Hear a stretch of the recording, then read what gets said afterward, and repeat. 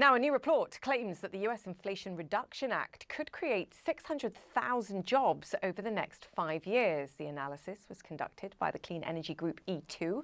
It says the projects announced since the IRA was signed would add more than $230 billion to the US economy. The Inflation Reduction Act is the largest investment in clean energy in US history. Donald Trump says he'd pull back the law's unspent dollars, quote, something that E2 says would hurt the economy. Trump went after the Inflation Reduction Act again at that event we were just discussing today. Biden went 2 years with no inflation because he inherited from me. And then they started spending money like drunken sailors. They spent so much money. It was so ridiculous, the money they were spending. They were spending on the Green New Scam. The Green New Deal. You know, it was conceived of by AOC plus 3. Bob Keefe is the Executive Director of E2 and the author of Clean Economy Now. Bob, fantastic to get you on the show. You carried out this survey to mark, 2 years actually since the IRA was signed, the Inflation Reduction Act, but it was very much focused on clean energy. Just explain why, in your words, it wasn't a scam, to use the former president's words, and the actual impact that you see it already having. Well, thank you, Julia. Look, I think you could say the IRA is already an unmitigated success story. I mean, my organization, E2, has been tracking clean energy projects around the country since the IRA was passed 2 years ago. What we know is that there are more than 300 major clean energy projects and factories coming out of the ground now in America: electric vehicle factories, solar panel plants, wind turbine parts makers, heat pump manufacturers, hydrogen hubs now, and offshore wind ports.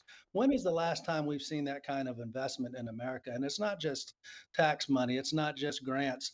These are companies from all around the world investing in America now because we finally decided to do something about climate change in this country. So let's say the unspent dollars, as the former president was talking about, are then removed. What would be, and you sort of talk about this in the report and in subsequent surveys, what would be the jobs, the wages, the investment impact if some of that then was repealed?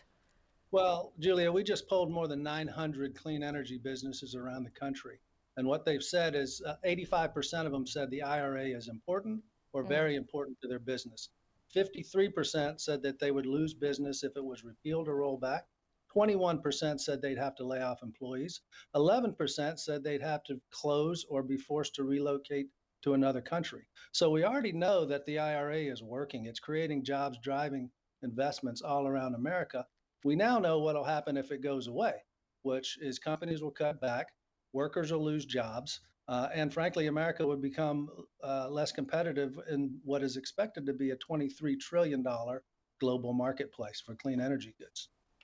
You know, what's also stood out to me, and the issue of climate change and tackling climate change has become far more politicized in the last 2 years, which is unfortunate. Yet when we look at some of the data that you've produced as a result of these surveys, the 3 states that have benefited most actually from the IRA, Michigan, Georgia, and North Carolina. So, you know, for the most part, we're talking about red states actually that have benefited at least to a greater degree for the most part than some of the blue states. Is that clear to the people in those states, even if there are businesses there that perhaps are involved in less clean energy and therefore have suffered also?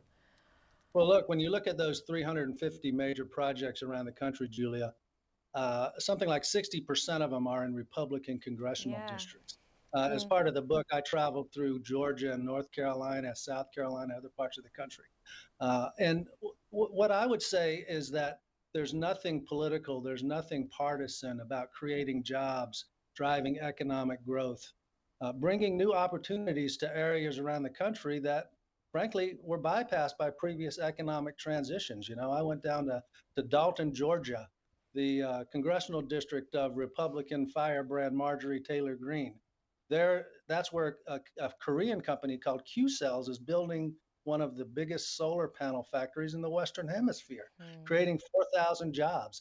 Go on the other side of Georgia, and Hyundai is investing in its biggest EV factory in the world, going to employ something like 8,500 Georgians. Or look to the cornfields of DeSoto, Kansas, where Japanese company Panasonic is building a battery factory at the site of what used to be a munitions plant during World War II. it's going to be one of the biggest economic developments that state has ever seen. And you're seeing this all over the country, Julia. Red states, blue states. There's nothing political. There should be nothing political or partisan about creating jobs, driving economic growth, and making America competitive. Yeah, unfortunately, there shouldn't be, but there is. I guess you could argue that the White House has done a not substantial enough job of arguing the point that there have been substantial benefits to this, and you're pointing them out here. But you know what was also interesting to me in the survey that you produced, beyond the wages and the jobs benefits, was the idea that this deal helped reduce risk. And that encouraged investment because it gave a path and it gave clarity for investors that, look, this is the direction we're headed in, and you can invest. And I think that confidence is underestimated at this moment. Well, look, before I do what I do, I was a business journalist for a lot of years, and you know this as well as I do. There's nothing that's more important to companies than clarity about where the future's going. And without market certainty, they don't invest. They can't invest. What the IRA did was set tax policy that includes tax credits for clean energy investments for the next 10 years. That's huge. That's a big deal.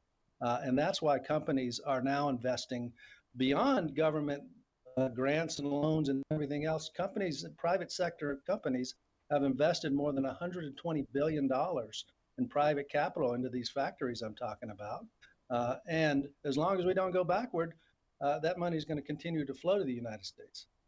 Yeah, this for me is critical because companies have to invest for the next 5 to 10 years, not just based on election cycles. And I've seen the reaction in the Middle East and in Europe where they say, look, we actually can't compete with what was created in the United States. So that's the key for me. Bob, great to chat to you, sir. Thank you so much. Interesting survey.